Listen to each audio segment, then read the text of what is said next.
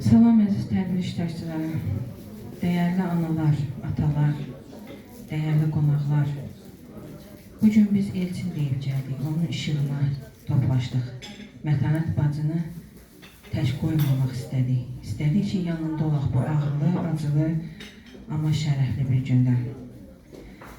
Mətanət bacının evində bu dəqiqə balaca Elçin böyüyür. Allah ona gözəl ömür, talih bəxş eləsin. Qalan evladlarından, nəvələrindən görəsən, Mətanət bacı, Allah sənə səbir versin. Mən bir şeir yazdım təzəlicə. Bu, bütün anaların ürəyindən gələn fəryad oldu. Yazdım ki, yandı bağrım, sındı qolum, qanadım. Dərdimin dərmanı yoxdur, ay ellər. Balamın bədəni paramparçaydı, ac susuz səhrada verdi, can ellər. Danışmağa amanı yox, dili yox, baxışıyla vidalaşdı, ay ellər. Yarasını saranmadı bir kimsə, qanı axdı, oyanmadı, ay ellər.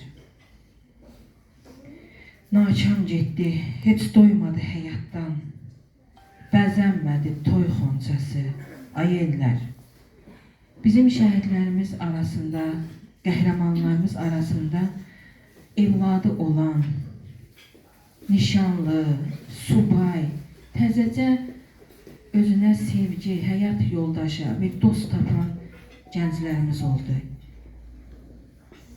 Onlar hamısı yarım qaldı. Bütün evladı olan evladıyla bağlı, nişanlı olan öz toyuyla bağlı, subay olanlar öz gələcəyi ilə, necə qayıdıb əsgərlikdən gələndən sonra, necə nişan aparacağını, necə sevgilisi ilə, qızla, nişanlı, yəni istəklisi ilə necə əlinə tutub gəzəcəyini xəyal edirdilər. Amma çox təəssüf ki, hamısı yarım qaldı.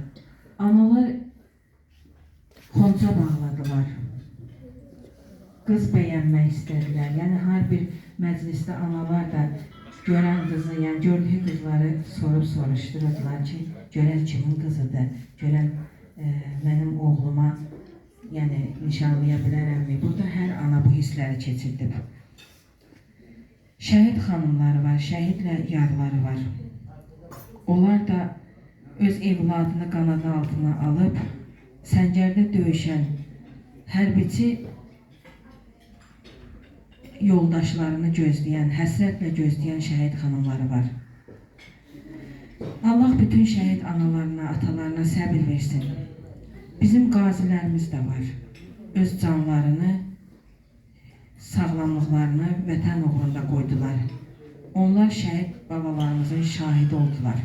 Onların igidliklərini gəlib burada hər kəsə bəyan elədilər. Bu 44 gündə bütün dünya, bəşəriyyət Azərbaycan xalqının necə cəsur, mərd, qeyrətli oğullar yetişdirdiyini gördü. Azərbaycan xalqı doğrudan da böyük gücə malikdir. Yalnız birlik olsun. Bircə birlik olsun ki, o böyük gücü göstərə bilsinlər. Bu böyük gücdə 44 gündə, ondan sonra da, ondan əvvəl də yəni göstərdi bütün dünyaya. Birinci Qarabağda müharibəsində